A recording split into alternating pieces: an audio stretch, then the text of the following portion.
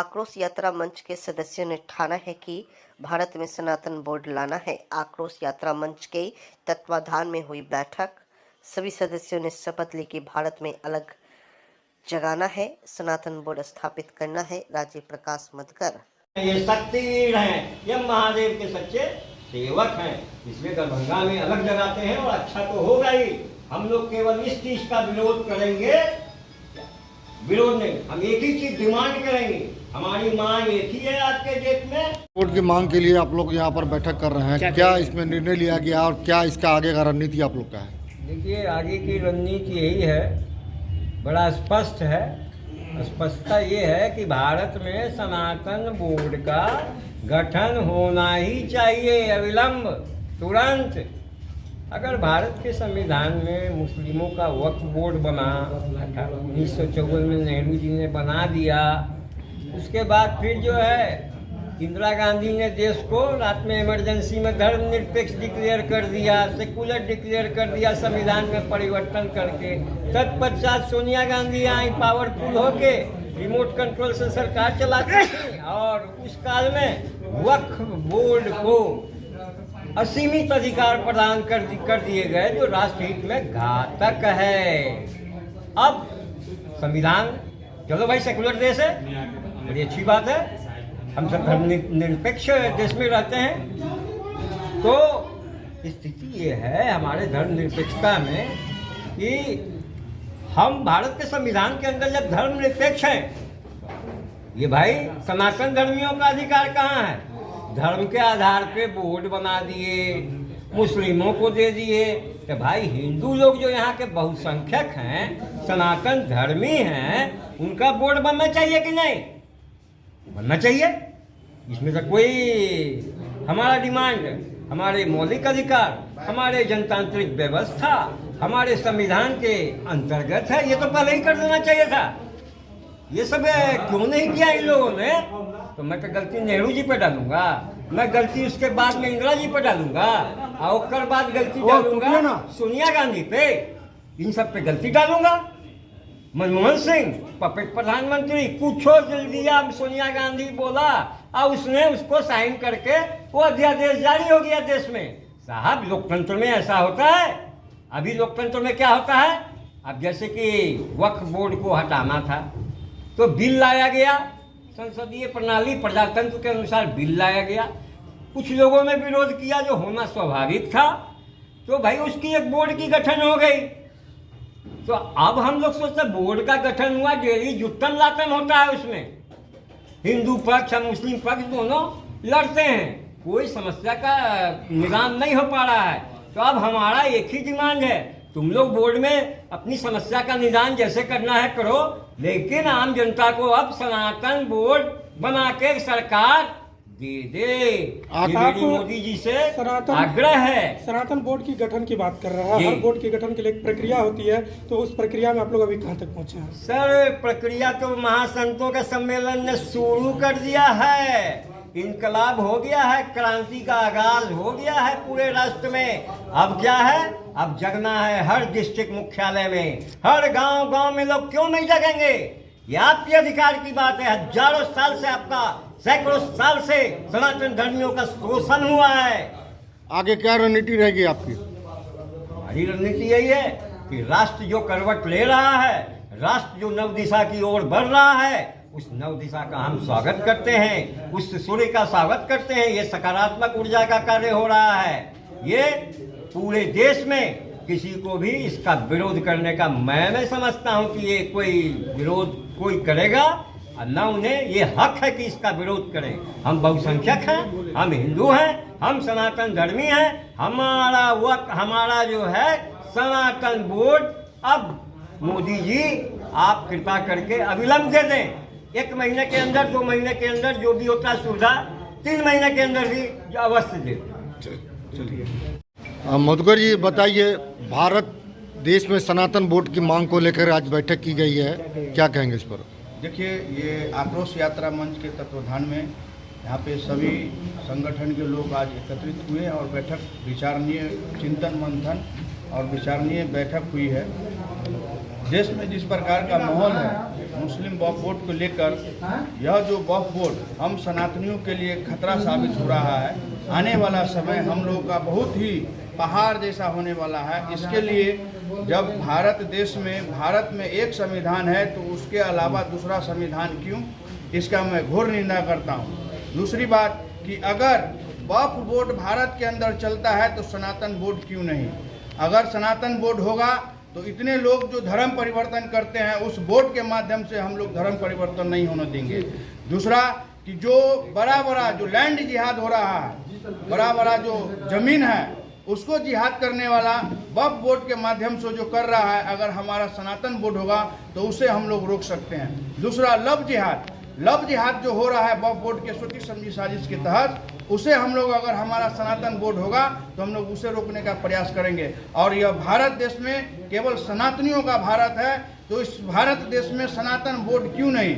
मैं भारत के संविधान के अलावा अन्य अगर कोई संविधान चलाता है तो मैं उसका घोर निंदा करता हूं। अगर कोई और संविधान है तो भारत में सनातन बोर्ड होना आवश्यक है। इसके लिए कल हम लोगों ने आह्वान किया संतों के आह्वान पर दिल्ली में सांसद हुई, वहाँ जनसलाह उतरे संतों की, और वहाँ से पूरे देश में यह एक मैसेज किया है कि भारत देश में सनातन बोर्ड की जल्द से जल्द स्थापना हो, अन्यथा समय बहुत नजदीक आ रहा है।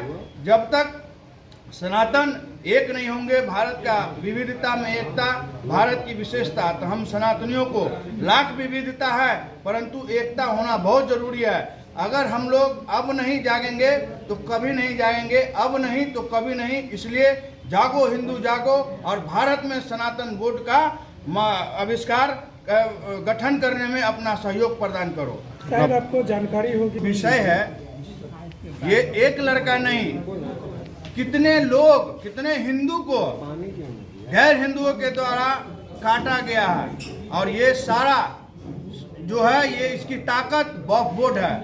अगर हमारा सनातन बोर्ड होगा, मैं बताया ना कि लैंड जिहाद, लव जिहाद, धर्म जिहाद, जितना जिहाद होता है वो सब हम लोग इस सनातन बोर्ड के माध्यम से रोकने का प्रयास करेंगे, क्योंकि ताकत हमारे संतों में आएगा। घटना की जानकारी आपको है? हमें सारी घटनाओं की जानकारी है और हम लोग सभी सोशल मीडिया के माध्यम से जानकारी मिलती है, परंतु हम इस विषय पर ज़्यादा कुछ नहीं कहेंगे क्योंकि एक आपका ये पहला विषय नहीं है। ऐसे कितने घटनाएं हुई है जिसका हम लोगों ने विरोध किया है। अपना परिचय दीजिए। करते हैं राजीव प्रकाश मधुकर, विश्व हिंदू परिषद सह जिला मंत्री दरभंगा।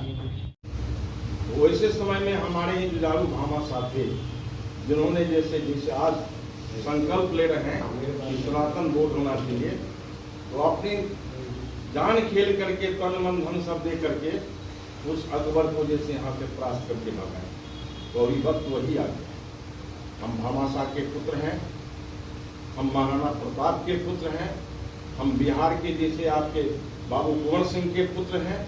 यह दरभंगा धरती जैसे ऋषि महात्माओं का है, जहाँ हमारे जैसे आपके जो वेद वेदाचार पर भी जैसे प्रहार होने वाला है। बहुत से लोग हिंदू जैसे मुसलमान के घर में नमाज करते हैं, पढ़ते हैं, ईद के मोहब्बत में उनके यहाँ जैसे भोजन भात करते हैं, ये गलत है। तो ये चीज जो है इसको लेकर के जब तक आप उससे दूरी नहीं बनाएंगे, जब तक आप पैसे की लालच में, वो लालच देता है, बैठ के चाय पिलाएगा, बैठ करके सब कुछ करेगा, और किस तरह से जैसे बढ़ रहा है 1:2 पर हम है और वह है 1:5 जो मधुकर जी बताते हैं। हमारे यहाँ जैसे इंदिरा के टाइम पर नसबंदी जो चला था तो बहुतों को जैसे ऐसा कर दिया था कि जो कुछ चलेगी फरमाई होगा, लेकिन मुसलमान में ऐसा नहीं, तो उसको जनसंख्या को बढ़ाना। आज देख रहे हैं कि अल्पसंख्यक हिंदू होने लगा, कुछ भाग क्रिश्चियन जा रहा है, तो अल्पसंख्यक कौन है? अभी लोग बोर्ड पर देखेंगे, कहीं कहीं राजनीति लोग लिखता है बोर्ड पर कि अल्पसंख्यक कौन, मुसलमान या फॉरवर्ड, ये भी बोर्ड देखने को मिला है कोर्ट का। तो अल्पसंख्यक काहे नहीं जीतते हैं कि अभी हम लोग बनते जा रहे हैं हिंदू ही अल्पसंख्यक बनते जा रहे हैं। तो जब तक आपके रोंगटा खड़ा नहीं होगा, जब तक आप हृदय को अपनी ओर नहीं रखेंगे, तो आने वाली पीढ़ी, बाल बच्चा जैसे बिल्कुल मुसलमान हो जाएगा, का बच्चा हो जाएगा। यह ख्याल नहीं रहेगा हम लोगों में। तो आज यह जैसे पटवा साहब को मैं बहुत बहुत हृदय से मैं धन्यवाद देता हूँ कि आप अपने निवास स्थान पर आपने सनातन बोर्ड का जैसे ओंकार भरे हैं, तो ये है विचार कि कैसे हो। तो यहाँ हम लोग जैसे बहुसंख्यक में होने के बाद भी हम अल्पसंख्यक इसलिए कर रहे हैं कि मांगेंगे 1 लाख तो 100 आदमी आप 10 आएंगे देखेंगे। अल्पसंख्यक इतनी जनसंख्या में हर एक वार्ड से अगर 50 आदमी निकल जाएगा तो यह कारमा बहुत 50 आदमी हर एक वार्ड में लीजिए कि 50 आदमी कम से कम रैली के माध्यम से हो, और उसके बाद धरना स्थल पर उसका रूप अलग हो, धरना स्थल में हो। और यहाँ से जिस तरह से शोभा यात्रा निकालते हैं उसी तरह से सनातन धर्म मेरा अपना धर्म, अपना पूर्वजों का धर्म है। तो मेरी सलाह है कि जिस दिन आप कीजिए कुछ और टाइम ले लीजिए तो ले लीजिए, लेकिन हर एक वार्ड में जैसे आप निमंत्रण दीजिए और इसमें भाग लीजिए। सब अपने मोटरसाइकिल हर एक घर में टोटो रिक्शा जैसे हर एक गाँव उन को भाड़ दे दीजिए और उसके बाद कहीं का कितना आदमी से एक जगह माँ श्यामा मंदिर से शुरू कर दीजिए, माँ भगवती के यहाँ से, वहाँ से शुरू करके अंतिम किनारा जैसे लहरिया सा मुख्यालय जो है वहाँ तक प्रदर्शन हो और धरना स्थल हो। इसलिए मेरा कहना यही है। अभी तो मैं सबको धन्यवाद देता हूँ कि आप लोग जो है हे जन्मभूमि भारत, हे कर्मभूमि भारत, हे वंदनीय भारत, अभिनंदनीय भारत, जीवन सुमन चढ़ाकर हम अर्चना करेंगे, हम वंदना करेंगे, तेरे लिए जीवन भर हम साधना करेंगे। जय हिंद, जय हिंद। देश भर के नेतागण आते थे जेपी आंदोलन में, और यहीं पे वो स्त्रियां तो जो थी हमारी वर्धा आश्रम से, सर्वोदय आश्रम से भी आती थी, यही ठहरती भी थी। और कभी भी कोई हमारे पिताश्री, मेरी माताश्री महिला चरखा जो है समिति पटना कदम कुआं में, वहाँ से आती थी बहनें सब मने राधा जी करते हुए। मेरी माँ का भी नाम मैं लूँगी क्योंकि वो भी पूरी तरह सक्रिय थी मेरे पिता के साथ। तो ये भूमि एक ऐसी, यहाँ बस इतना ही बताऊंगी, ऐसी भूमि है, इस पावन भूमि से उनके महान पुत्र कहूँगी मैं रवि जी के लिए। वो इसलिए क्योंकि इनके अंदर बचपन से ही मैंने एक छत्र देखा, वो ये पेंटिंग भी बनाते थे जो छत्रपति शिवाजी का। हाँ, तो ये चीज मैं अपने भाई के अंदर जो देखती थी तो मुझे लगता था इसके अंदर कुछ है, और यही हमारे पूरी फैमिली के अंदर ही था आप कह सकते हैं। और वो आज भी इनके अंदर जो उत्साह मैंने देखा। और सबसे बड़ी बात जो आज पहली बार भारत देश में सनातन बोर्ड, ये जो माँ पूरे भारत में यहाँ पे इस परिसर में रखा गया है, मैं आपको बोल रही हूँ। और वो हो चुका, इन्होंने बोल दिया, हम लोगों ने समर्थन उसको समर्थन किया, हम लोगों ने उसे स्वीकारा, हृदय से स्वीकारा है। और इसमें जो अभी जैसे इन्होंने अभी बोला, मैं अभी उनका नाम लेना चाहूंगी, जितने भी हमारे बंधुगण हैं उपस्थित, जितने लोग हैं आज सभी क्रांतिकारी के रूप में यहाँ उपस्थित हैं। और जिस तरह इन्होंने बोला है जन सैलाब बंद करके पूरे दरभंगा में ही नहीं पूरे भारत में इसकी आवाज गूंजनी चाहिए कि इस पावन भूमि से मिथिला से क्रांति की आवाज गूंजी है। कि हम जिस तरह वक्फ बोर्ड है मुस्लिमों का, तो सनातन धर्म के लोगों का भी एक सनातन बोर्ड होना चाहिए। ये बहुत बड़ी मांग है, हमारे संवैधानिक अधिकार है जो हमें प्राप्त होना चाहिए। क्योंकि ये, और इसके लिए मैं यही कहूँगी जिस तरह शिव जी का वो शिव तांडव स्तोत्रम है ना, जटाटवी लज्ज्वल प्रभा पावित स्थले गले अवलंब लंबिका भुजंग तुंग मालिका दमट दमट दमट दमट निवाड वडमर्यम चकार चंड तांडवम तनोतु न शिवा शिवम। उस शिवम को अपने में अपना लीजिए और उसको अपनाते हुए और जो हर महादेव की वो आवाज को, जय भवानी छत्रपति शिवाजी का आत्मसात करते हुए वो आप लोग अपने अंदर वो कवच और कुंडल बैठा लीजिए। वो एकदम कहते हैं वीर सेनानी की तरह इस मांग को लेके रहिए कि अब आजाद भारत में जिस तरह अभी आप सभी लोगों ने, हमारे भाइयों ने जो वर्णन दिया, मैं किसी का नाम अभी नहीं ले रही, जस्ट इन्होंने कहा भी कि संक्षिप्त में बोली तो अभी बांग्लादेश में जो संहार हुआ है, संहार में कहती हूँ, जिस तरह स्त्रियों के ऊपर व्यभिचार हुआ है, व्यभिचार भी नहीं उससे भी शर्मनाक बात कहनी चाहिए, मैंने कुछ रह ही नहीं गया।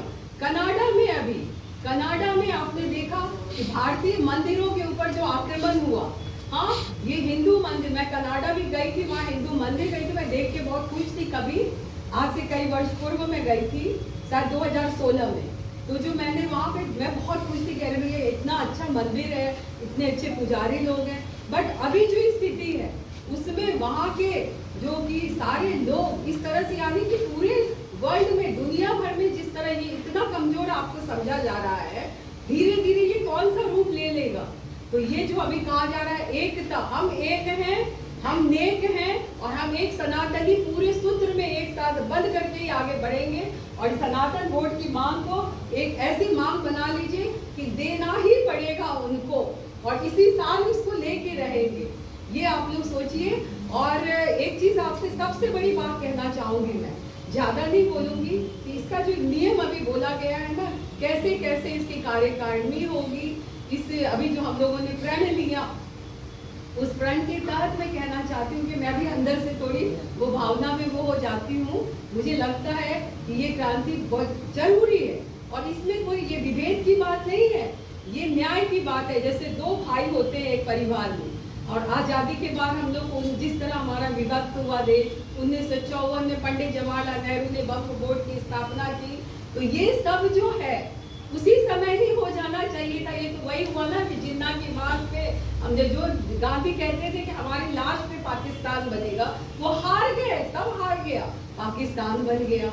आज अब वक्फ बोर्ड इतना जिस तरह से पूरी चारों तरफ अपनी चातुर्दिक रूप से धन संपदा बढ़ा रहा है, ताजमहल भी वक्फ बोर्ड की संपत्ति, सभी कुछ अभी रवि जी ने भी जितने नाम गिनाए आपके, ऐतिहासिक सारी संपत्ति को यदि वक्फ बोर्ड कर लिया तो आपकी धार्मिक, जबकि क्या कहा गया, वक्फ बोर्ड का निर्माण हुआ है किस चीज के लिए, कि वो अपनी धार्मिक कुछ भी स्थापना करते हैं तो उसमें उनको टैक्स भी देना पड़ता है। ये वो बहुत सारे जो नियम है, आप लोग भी इसको जान लीजिएगा। जब आप जुड़े रहेंगे इस क्रम में, हम सब फिर बात करेंगे इस दिशा को आगे बढ़कर, उस सब को देखते हुए कितना अधिकार हमें कैसे लेना है, उस दिशा में बहुत ही अहिंसात्मक रूप में कार्य कीजिए।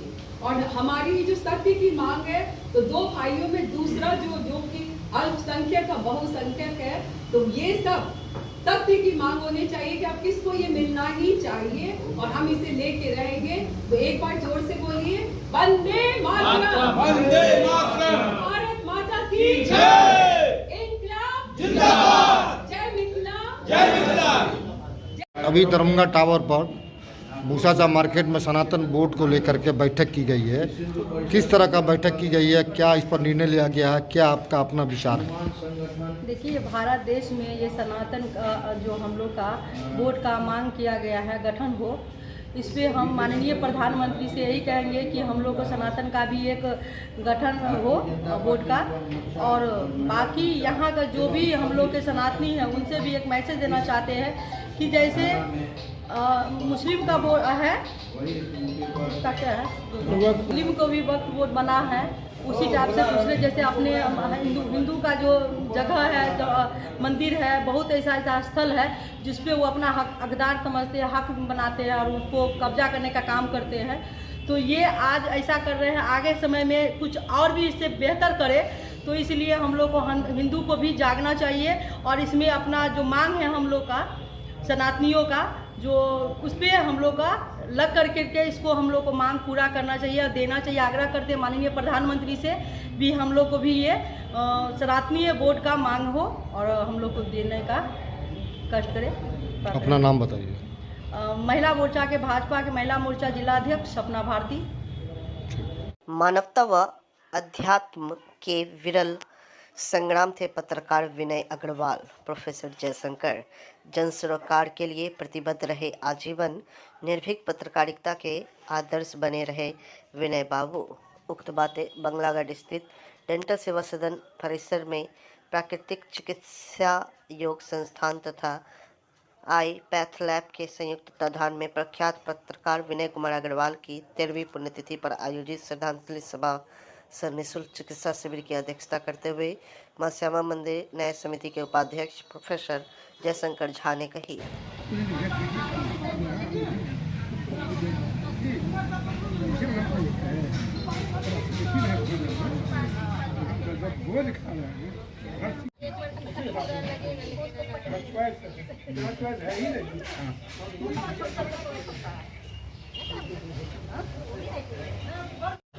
रविवार को हम सभी यहाँ संदेश एकत्रित हुए हैं। परम श्रद्धेय परम श्रद्धेय गोलकवासी पुरुष लोग विनय कुमार अग्रवाल जी, जो दरभंगा के एक ऐसे पत्रकार रहे, कमिटमेंट होता है पत्रकार का, उसका निर्वाह उन्होंने बहुत ही संजीदगी से किया जीवन भर। आज हम उनकी हमारे आज के मुख्य अतिथि हैं दंत चिकित्सक डॉक्टर हो। हमारे आज के सम्मानित अतिथि किसी परिचय के मोहताज है नहीं। डॉक्टर जयशंकर झा जी की गौशाला हो, कुंवर हो, मां श्यामा मंदिर हो, अहिल्या स्थान हो, ऐसी जितनी भी संस्थाएं हैं, इसमें किस तरह से इन्होंने विगत कई दशकों से अपनी निस्वार्थ से बहुत बड़ी बात कही गई है। दीपक ज्योति नमोस्तुते, दीप प्रज्वलित हो चुका है। दोहराता हूँ, जो आज से कई दशकों पूर्व 1953 में कोई कुछ बोल देता था, युवावस्था में आदमी ऐसे ही थोड़ा एग्रेसिव रहता है, तो जब कोई कुछ बोल देता था तो मैं सीधे इनके पास आता था। इसी ऊपर में एक कमरा था जिसमें वो बैठे रहते थे और मैं उनके पास जाता था, मैं रोने लगता था। तो बोलते थे क्या हुआ, फिर वो उनको बहलाने की कोशिश करते थे, बोलते थे हाजी अभी सुबह आपकी न्यूज़ देखिए, आप पीले रंग की शर्ट में न्यूज़ टीवी पर बोल रहे थे। उस वक्त केवल टेलीविजन पर न्यूज़ आता था, मोबाइल वगैरह था नहीं, 4G या 5G। तो उसके बाद वो हमको बहलाते थे बहुत देर तक, पूछते थे कि हुआ क्या है। तो मैंने कहा, मैं बताता था कि इसने ये बोल दिया, मैं उसको छोड़ूंगा नहीं, ये नहीं करूँगा। तो बोले कि आगे बढ़ने के लिए सबसे बड़ी चीज़ है बर्दाश्त करना। किसी ने बोल दिया और आप उद्वेलित हो गए तो वो तो अपने मकसद में सफल हो गया। वो तो चाहता ही है कि आप उद्वेलित हो, अपने रास्ते से भटक जाएं, आपका रास्ता गड़बड़ हो।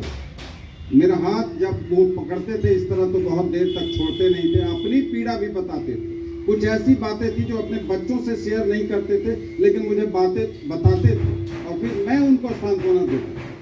तो पत्रकारिता के ऐसे युग पुरुष हमारे विनय अग्रवाल जी हमारे दिलों में जिंदा हैं। पुण्यतिथि हो रही है, ये तो संसार का नियम है, जिसको आना है उसको जाना है। लेकिन सही कहा है अगर में जाते थे, इतना पीछे पड़ जाते थे जैसे उनका कोई व्यक्तिगत काम। और ऐसा रहा मेरा दुर्भाग्य कि उन जब तक वो संपादित करते रहे तभी तक मैं आलेख भी दे पाया, क्योंकि उनका बड़ा प्रेशर रहता। तो वो चाहते थे कि बच्चे आगे बढ़े, नए युग के बच्चे आगे बढ़े, और आगे बढ़ाने के लिए उन्होंने ये किया। आज मुझे एक बात याद आ रही है, अब मैं अपने बाबा पर, पितामह पर जब स्मारिका निकालता था तो उसमें उनका भी आलेख होता था, बड़ा सक्रिय सहयोग रहता था। तो वो हमको कहते थे, जब यहाँ ऊपर में उनका आर्टिकल लेने आते थे या कुछ करेक्शन कराने आते थे, तो हम और गोलकवासी नहीं कर सकते, क्योंकि मैं मानता हूँ कि जो हमारे बीच नहीं रहते उसके लिए कोई शोक नहीं होता, बल्कि वैसे व्यक्ति के लिए शोक हो जाता है। तो ये परम सत्य है कि विनय बाबू आज हमारे बीच हैं।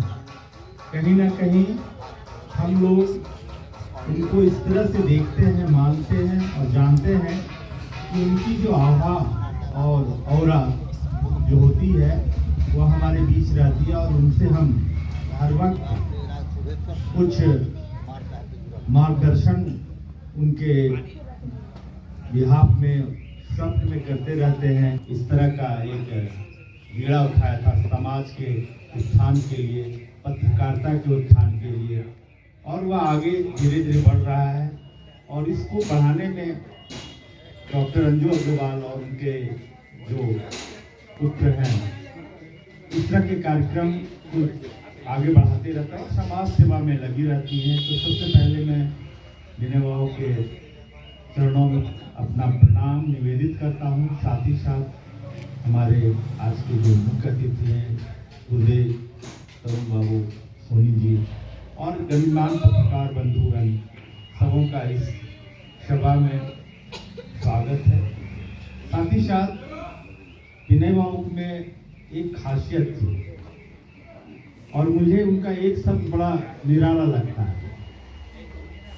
जब भी मैं मिलता था तो कहते थे आशीर्वाद दीजिए, आशीर्वाद।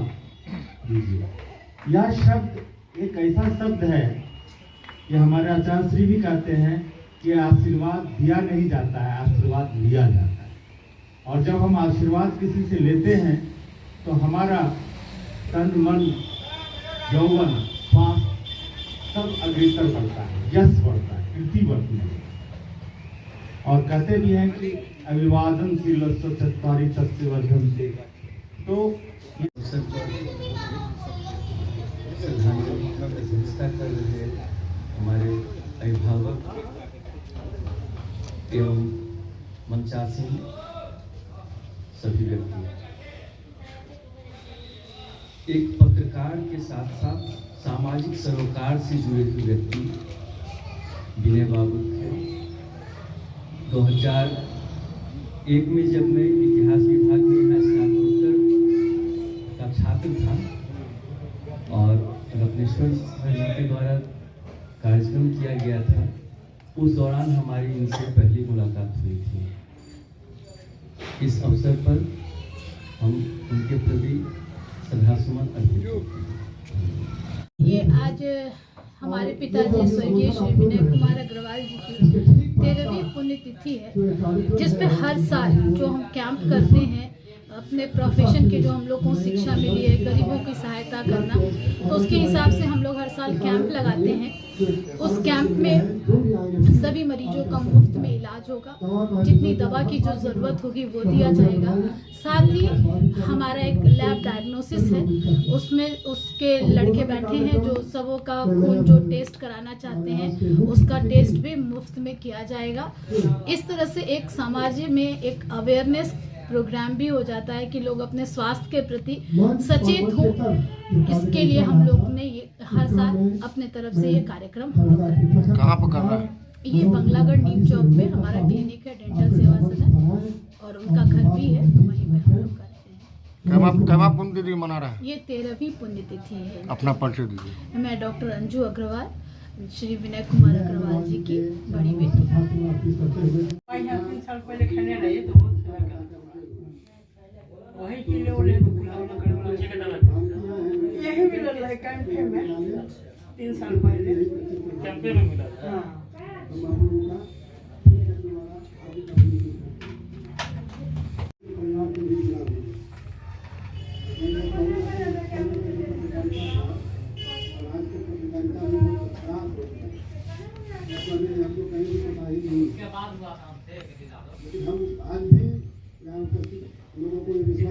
मिथिला क्षेत्र ग्रामीण बैंक स्टाफ बचत एवं शाख स्वावलंब सहकारी समिति लिमिटेड दरभंगा की 23वीं साधारण आम सभा दिनांक 17 नवंबर 2024 को सितायन होटल सभागार में प्रदीप कुमार मिश्र की अध्यक्षता में। और सर, क्या कार्यक्रम आप लोग कर रहे हैं? क्या इस कार्यक्रम का मुख्य उद्देश्य क्या है? समिति का प्रत्येक वर्ष बिहार सरकार के इम्पैनल्ड चार्टर अकाउंटेंट के द्वारा ऑडिट होता है, और ऑडिट के बाद आम सभा बुलाना यह जो है वैधानिक दायित्व है। उसी के तहत यह आम सभा आज बुलाई गई है। कौन को लोग भाग लिए इस कार्यक्रम में? इसमें मेंबर भाग ले रहे हैं, जो भी कोऑपरेटिव के मेंबर हैं। मिथिला क्षेत्रीय ग्रामीण बैंक स्टाफ बचत एवं शाख स्वावलंबी सहकारी समिति लिमिटेड दरभंगा के जो भी मेंबर हैं वो इसमें भाग ले रहे हैं। इस कोऑपरेटिव का उद्देश्य क्या है? कह रहे हैं इस कोऑपरेटिव का उद्देश्य उत्तर बिहार ग्रामीण बैंक में काम करने वाले जो साथी हैं, उनको जो आर्थिक आवश्यकता होती है जो बैंक से पूरा नहीं हो पाता है, उन्हें हम ऋण के रूप में दे रहे हैं। इस बैंक यह जो है, आपको थोड़ा इसके इतिहास में बारे में बता दें कि हमारा एक चपरासी था, उसकी मां मर गई। मात्र 10,000 रुपये एडवांस के लिए उसने बैंक में आवेदन किया। बैंक उसको मात्र 4,000 का सैंक्शन किया और वो अभी 4 दिन के बाद सैलरी मिलने वाला था, उसको एडजस्ट कर दिया।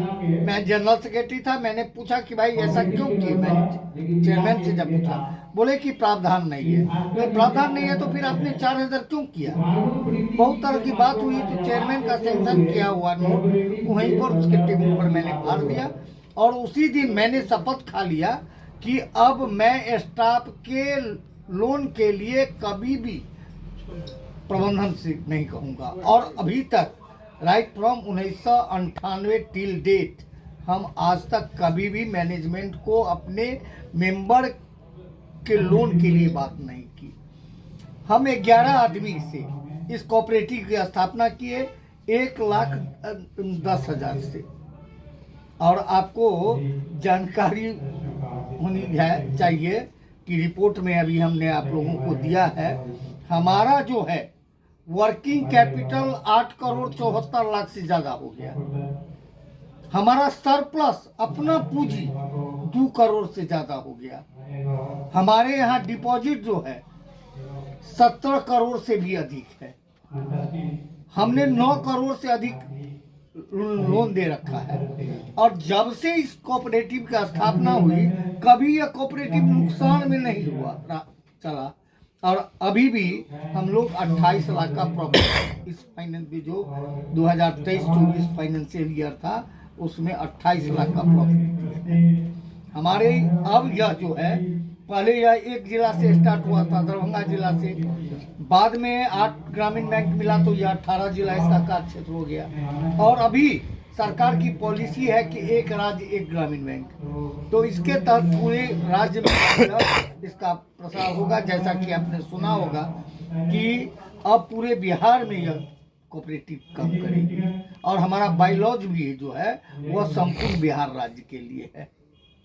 इसके लिए आपको आरबीआई से ऑर्डर आ गया है? सारा कुछ हम लोग पहले करवा चुके हैं। पटना में ऑफिस अब खुलेगा इसका? नहीं, ऑफिस इसका हमेशा दरभंगा में ही रहेगा, क्योंकि रजिस्टर्ड ऑफिस दरभंगा में ही है। हम वहाँ पर जब यह अमलगमीशन हो जाएगा तो फिर हम एक ऑफिस वहाँ भी रखेंगे। इसमें जो कर्मचारी आप हायर करेंगे तो कैसे होगा उस समय? है हमारे पास है स्टाफ और अभी एक स्टाफ है, अगर आवश्यकता पड़ेगी तो फिर हम स्टाफ की बहाली करेंगे। क्या नाम है सर आपका? मेरा नाम प्रदीप कुमार मिश्रा है, मैं चेयरमैन हूँ मिथिला क्षेत्रीय ग्रामीण बैंक स्टाफ बचत एवं स्वावलंबी सहकारी समिति लिमिटेड का। Thank you.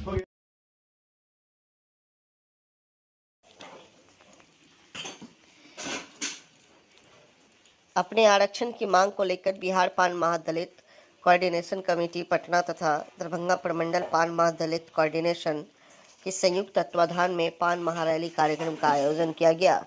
दरभंगा के लहरियासराय स्थित धरना स्थल मैदान में रविवार को वही इस रैली में पूरे बिहार से लेकर पड़ोसी देश नेपाल तक के लोग पहुंचे थे। भारी संख्या में लोगों की भीड़ देखी गई। वही आयोजित कार्यक्रम के मौके पर समाज कल्याण विभाग बिहार सरकार के मंत्री मदन सहनी सहित कई अन्य गणमान्य लोग मौजूद थे।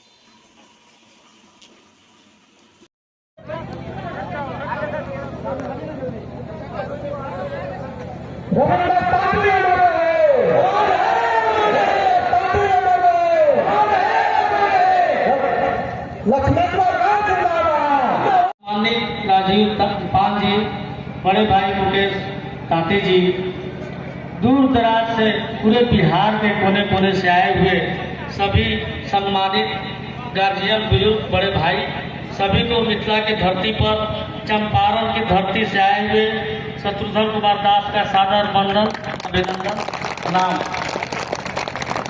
हम लोग को बहुत लंबी लड़ाई की जरूरत है। इतना संघर्ष से हम लोग का काम चलने को नहीं है, क्योंकि हम लोग सुबह पान तो हम लोग सदियों से रहे, लेकिन हमारे हक हमारी सुरासी है, माझी है, जो हमारे हक मार कर खाते आ रहे थे। माननीय मुख्यमंत्री नीतीश कुमार जी के मंच पर सरदेव रविंद्र बाबू जी हम लोग मंच पर विराजमान है, जिससे हमारे लोग अपनी तरफ से करते हैं। मसले को लेकर के आज हम एकत्र हुए हैं, जिसका समाधान बहुत पहले ही बिहार सरकार के माननीय मुख्यमंत्री जी ने कर दिया था। और आज हम लोग को जब हम लोग बात सुन रहे हैं और जब से सुप्रीम कोर्ट का आदेश आया तब से हम लोग यह सोच रहे हैं और यह चर्चा का विषय है। आपको लगता होगा कि आपको यह आरक्षण का लाभ मिला और फिर आरक्षण को समाप्त कर दिया गया, इस पर किसी का ध्यान नहीं। तो ये आप समझ लीजिए कि ऐसा कोई भी नहीं कि इस बात का राजनीतिक कार्यालय से लेकर के और सामाजिक स्तर पर इस बात का चर्चा नहीं होता है कि किसी समाज को इतने लंबे अरसे के बाद, देश की आजादी के इतने लंबे समय बीत जाने के बाद सरकार के द्वारा जो तकनीकी कारणों से आपको लाभ नहीं मिल पा रहा था, उस सभी तकनीकी कारणों को दूर करके और आपको आरक्षण का लाभ दिया गया। और यह देश का हम समझते हैं कि पहला घटना होगा जब आपको और हमारे लोहार समाज को, जिनको अनुसूचित जनजाति में भी शामिल किया गया, और मात्र 3 महीने के बाद वह अधिकार आपसे छीन लिया गया। तो इस पर हम लोग को दुख भी होता है और आश्चर्य भी होता है।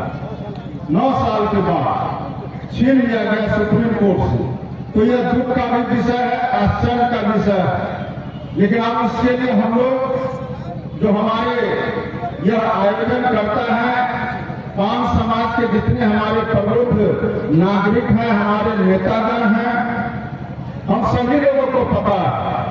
हम लोगों ने इसके लिए कहा, बिहार सरकार ने जब यह काम को किया, आपको इसका अधिकार दिया गया, तो कई बार सम्मेलन के माध्यम से भी सरकार को आप लोगों के द्वारा धन्यवाद ज्ञापित किया गया।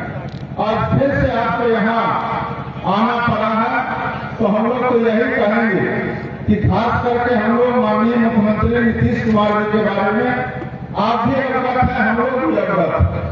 अभी हाल फिलहाल हम लोग आपको याद दिलाना चाहते हैं, 2006 में पंचायत में अति पिछड़ों को पंचायत में आरक्षण दिया गया था, महिलाओं को 50% और अति पिछड़ों को 20% आरक्षण।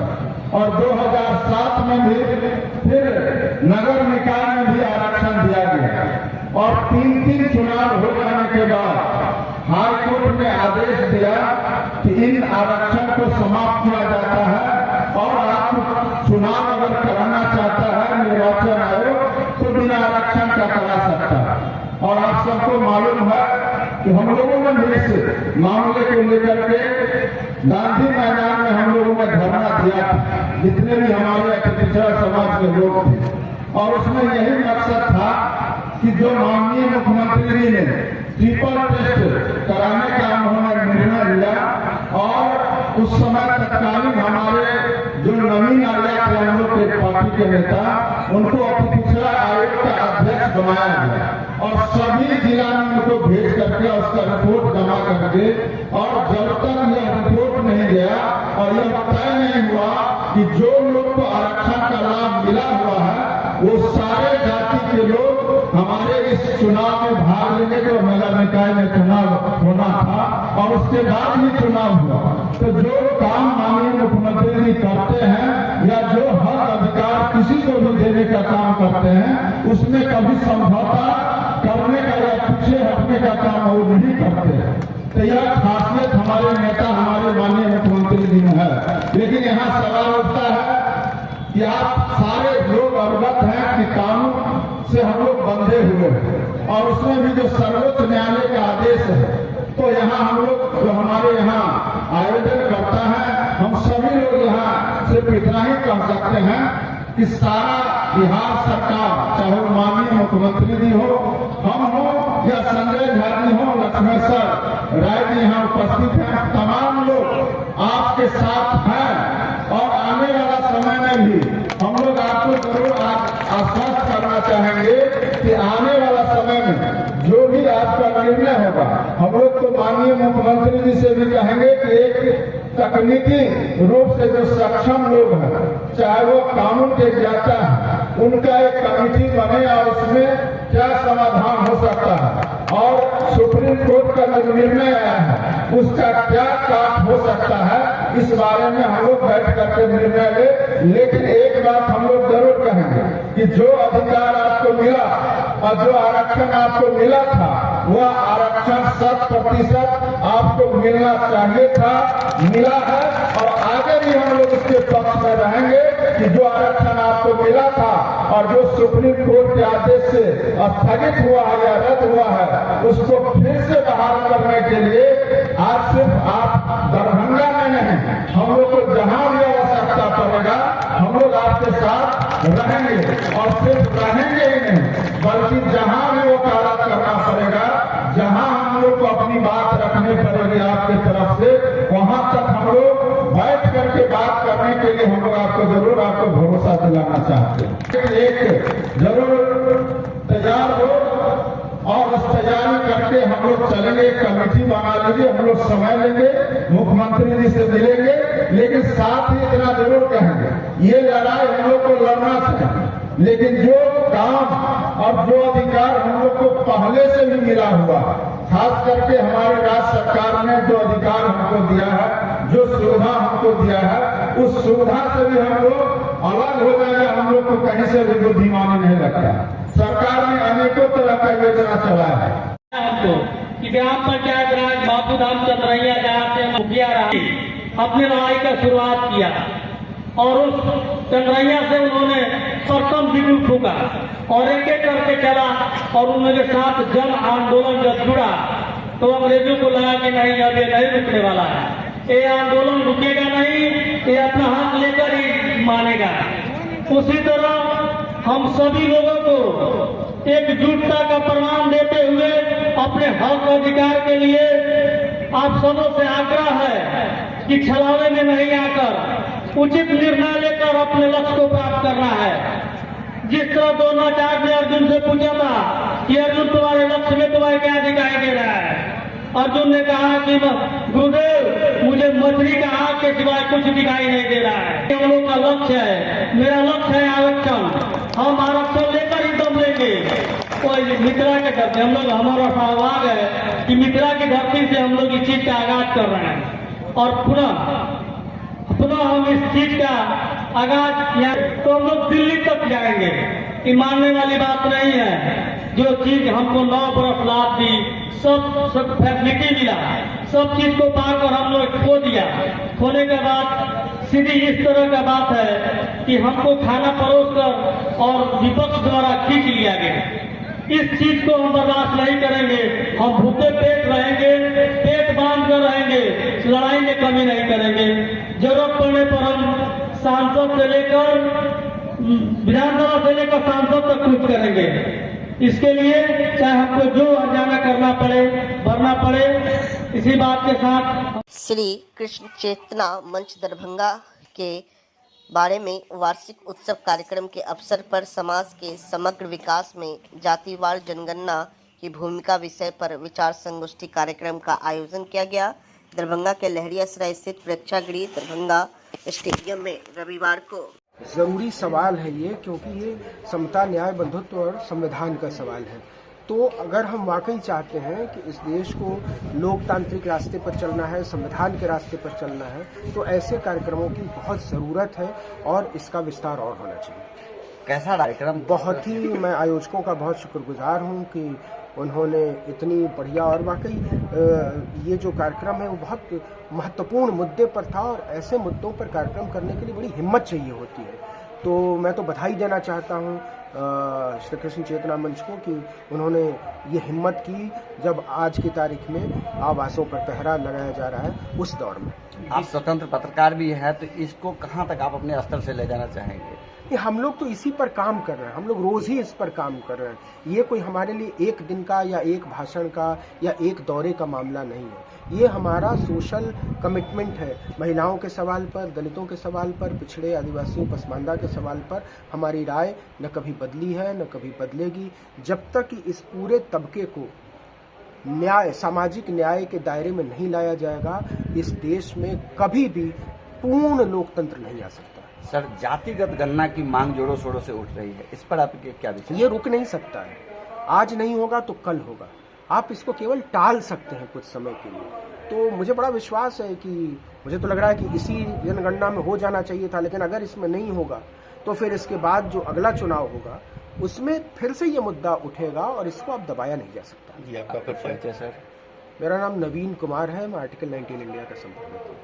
Thank you. बेहतर दिशा में ले जाने का हम लोग का प्रयास है, जिसमें हर वर्ग, यहाँ तक कि अपर जाति से लेकर के नीचे तक, क्योंकि यहाँ कोई पर्सनल लाभ की बात नहीं है। शिक्षा के स्तर पे मैंने एक साथ जुड़ने के स्तर पे लेकर के ये प्रोग्राम हम लोग चला रहे हैं। और मैंने जो हम लोग का जो मैंने कृषि चेतना मंच का मेन लोग है वो एक बड़े भाई की भूमिका में है। दूसरे जातियों के मैंने अगर जातिगत बात किया जाए तो बड़े भाई की भूमिका में है, और इससे मैं पर्सनल स्तर पे बहुत खुश हूँ कि वो अच्छा से बड़े भाई का नेतृत्व कर रहे हैं।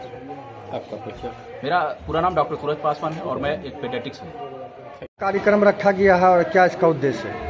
कृषि चेतना मंच के अधीन एक कार्यक्रम का आयोजन किया गया है, जो शोषित वंचित तबका जो भारत का दलित पिछड़ा पसमानदा है, इनको जागरूक करने के लिए और इनको हर सामाजिक क्षेत्र में, हर राजनीतिक क्षेत्र में अपनी भागीदारी पाने के लिए एक प्लेटफॉर्म उपलब्ध कराया गया है। इसी संबंध में इस कार्यक्रम का आयोजन किया गया है। इसमें पूरे भारत के बहुत से प्रखर विद्वान, राजनीतिक, सामाजिक चेतना के चिंतक और उसके बाद जो है ना पत्रकार आए हैं, जिसमें विशेषकर नवीन कुमार आर्टिकल 19 के संपादक, पूर्व सांसद अली अनवर साहब एवं पूर्व JNU के अध्यक्ष शेफाली शेखर जी और बहुत से लोग आए हैं। मेन मकसद यह है कि भारत के नवनिर्माण के लिए, भारत की उन्नति के लिए जातिगत जनगणना होना अति शीघ्र और अति आवश्यक है, जिस कारण भारत का नए सिरे से भारत का जो है ना मतलब वो उपलब्धि अच्छी मानी जाएगी। और हर क्षेत्र में सामाजिक बिहार सरकार ने करवाया है। भारत की सरकार से भी हम लोग प्रयास कर रहे हैं कि जाति जनगणना जितना अति शीघ्र हो वो। जी, अपना परिचय दे दें। मेरा नाम सुहैलुद्दीन अंसारी हुआ। मैं ऑल इंडिया पसमानदा मुस्लिम महाद राष्ट्रीय उपाध्यक्ष, जो भारत का एक रजिस्टर्ड संगठन है, उसकी तरफ से मैं इस आयोजन शामिल होने के लिए निमंत्रण दिया गया था। विशनपुर थाना क्षेत्र अंतर्गत एक ट्रक के चोरी के मामले में चोरी की गई ट्रक के साथ एक अभियुक्त की गिरफ्तारी। 15/11/2024 को रात्रि में विशनपुर थाना अंतर्गत उखरा हाट के पास एक ट्रक को अज्ञात चोरों द्वारा चोरी कर लिया गया। इस संबंध में आवेदक ने थाने में आवेदन दिया हुआ था। इसमें बड़ी कार्रवाई की गई है। अनुसंधान कर चोर को गिरफ्तार किया गया है। मामला यह है कि 15 नवंबर 2024 की रात को बिशनपुर थाना अंतर्गत उखरा हाट के पास से एक ट्रक संख्या BR 01GB9457 चोरी की जाती है, गायब पाई जाती है। 16 नवंबर को यानी कल सुबह बिशनपुर थाने में ही उस गाड़ी के गायब होने की रिपोर्ट दर्ज कराई जाती है। पूरे मामले को देखते हुए घटनास्थल का भ्रमण कर फैक्ट को वेरीफाई करने के बाद FIR दर्ज होती है। FIR दर्ज होने के बाद त्वरित गति से कार्रवाई करते हुए टेक्निकल टीम के सहयोग से बिशनपुर थाना अध्यक्ष के नेतृत्व में थाना के अन्य पदाधिकारियों के सहयोग से, जिनमें अंजना कुमारी SI और ASI कृष्णा सिंह थे, इनके सहयोग से बहुत ही जल्दी तत्काल लगभग कल रात देर रात उस ट्रक को मुजफ्फरपुर से बरामद किया गया।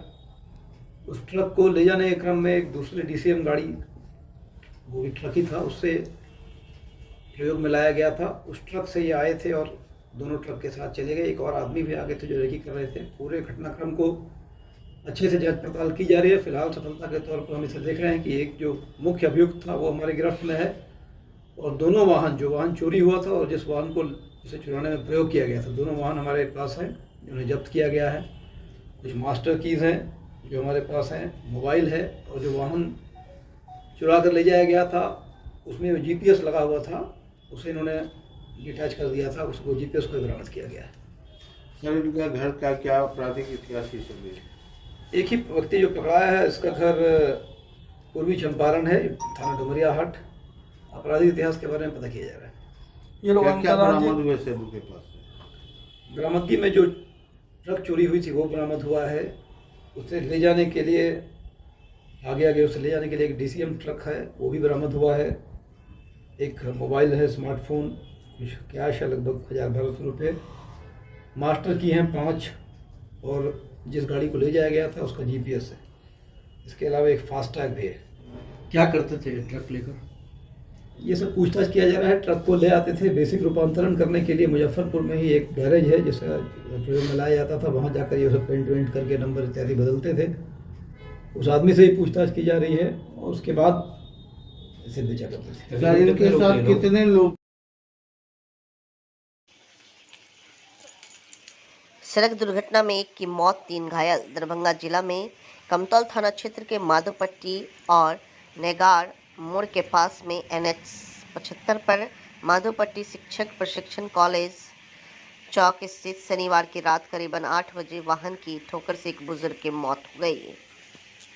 उसको हम बचा नहीं सकते, जिंदा तो कर नहीं सकते, लेकिन कम से कम प्रॉपर इसका आदमी का जैसे ये रास्ता में रख के रखना ये बहुत ही गैर कानूनी काम है। इसका जो भी होगा केस करना होगा। क्या बना रहे, कौन है ये? मोहम्मद कासिम जी प्रतिदिन के भांति आज भी वह सब्जी बेच के घर जा रहे थे। इसी दरमियान एक नशे के लिप्त में एक लड़का ने पति और पत्नी को एक्सीडेंट किया, जिसमें पति पूर्ण रूप से उनका देहांत हो गया और पत्नी जीवन एवं मौत से जूझ रही है। और प्रशासन आई हुई है, प्रशासन भी विलम्ब से आई है और एम्बुलेंस अभी तक एम्बुलेंस नहीं आई है और लाश जो है जो सड़क पे पड़ी हुई है और स्थानीय लोगों के द्वारा सड़क जाम किया गया। कागज लेकर न जाइएगा, आप लोग यहाँ पहुँच जाते हैं किसके लिए? अपने लिए पहुँचे हो, पब्लिक के लिए ना। मुझे जानते हैं आप, 3 नाम ही जानते हैं मुझे? नहीं ना, नहीं जानते तो आप बात कैसे कर रहे हैं? धक्का क्या मार रहे हैं भाई? सीधा रहिए ना, सर है ना, आप पीछे हट के रहिए, धक्का नहीं मारिए, सर है कम से कम। अभी सबको हमको लग रहा है आपको गलत लग रहा है, हम क्या कर सकते हैं? आपको गलत लग रहा है। अब आप पहली बार नहीं जना रहे हैं, मतलब क्या नया आदमी है? कागज मंगा के यहीं पे लिख करके इलेक्शन है कि पहले आदमी सामने कौन है? अब क्या बोल रहा है, बात का क्या वैल्यू है?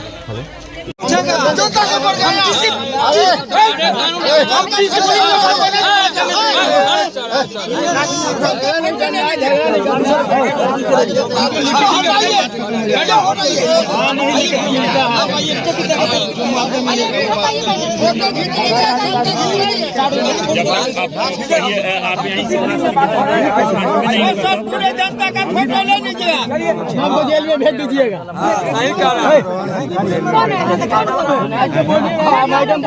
झारखंड के गोड्डा विधानसभा क्षेत्र से इंडिया गठबंधन समर्थित राजद प्रत्याशी संजय यादव के पक्ष में विशाल जनसभा को संबोधित किए पप्पू यादव ने। पप्पू यादव जिंदाबाद, पप्पू यादव जिंदाबाद, पप्पू यादव जिंदाबाद।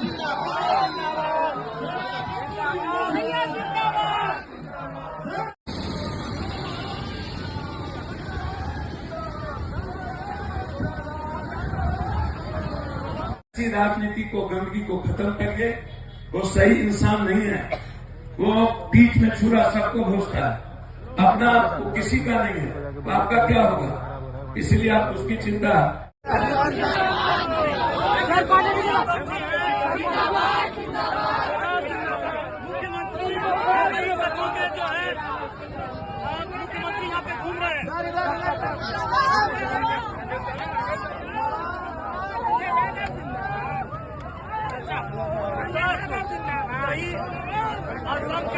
संविधान दिवस व किसान आंदोलन के वर्षगांठ 26 नवंबर के अवसर पर किसान मजदूरों का होगा विशाल प्रदर्शन। दरभंगा में आयोजित हुआ किसान मजदूर कन्वेंशन। किसानों के सवाल पर उदासीन मोदी सरकार। मारवाड़ी युवा मंच दरभंगा शाखा की ओर से मैराथन दौड़ 4.0 का भव्य आयोजन किया गया। देश के प्रथम उप प्रधानमंत्री व लौह पुरुष सरदार वल्लभ भाई पटेल के जन्मदिन एवं राष्ट्रीय एकता दिवस के अवसर पर मरवाड़ी युवा मंच दरभंगा शाखा की ओर से रविवार दिनांक 17 नवंबर को मैराथन 4.0 रन फॉर यूनिटी का भव्य आयोजन किया गया।